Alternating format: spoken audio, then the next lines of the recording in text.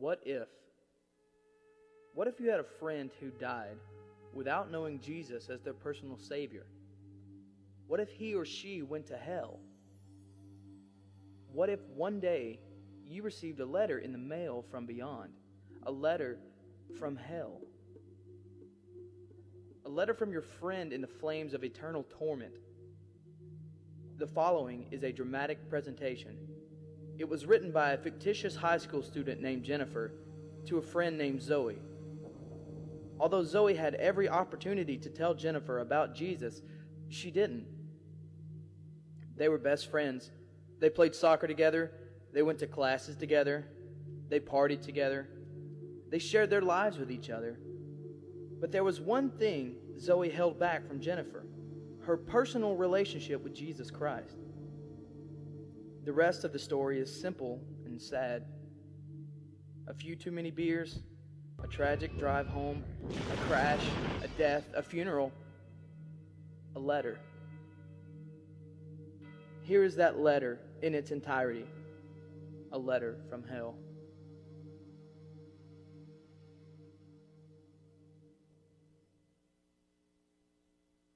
Dear Zoe, I died today. It's a whole lot different than I expected. I mean, I always thought that dying would bring me to a world that was foggy and hazy, but this place is crystal clear. It's even more real than my life on Earth. I can think, I can talk, I can even feel. Right after the wreck, I could feel my spirit leaving my body.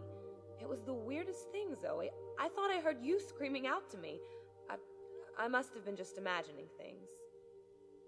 At first, I was just standing in line, getting registered, I guess. People in the line were being taken to one of two places, and I started to get nervous. When it was my turn, they asked me for my name and began to look in this thing they called the Book of Life. I guess they couldn't find it, though, because this dark angel standing next to me grabbed me by the arm and started dragging me away. I was terrified. I had no idea what was going on. I asked the angel where he was taking me, but he didn't answer. So I asked him again. Finally, he told me that only those whose names were written in the Book of Life could enter into heaven. The rest would be condemned to hell forever. Zoe, I was so scared. The angel threw me into some kind of holding cell where I've been sitting and thinking for a long time. But you want to know what I've been thinking about? I've been thinking about you, Zoe. Zoe, you're a Christian. You told me so yourself. I mean, we talked about it 3 different times today.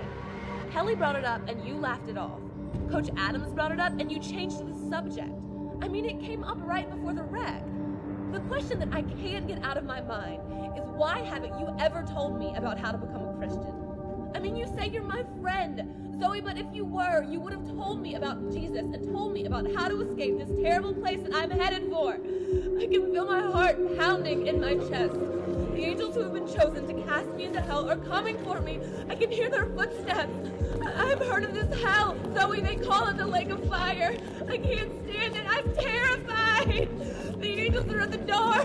No, they're coming in, and they're pointing at me.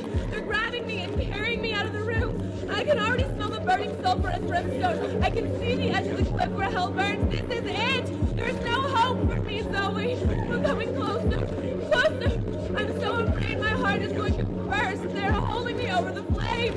I'm dead forever. This is it, Zoe. They're throwing me in fire. Pain. Hell. Why didn't you ever tell me about Jesus? Signed, your friend, Jennifer. P.S. Wish you were here.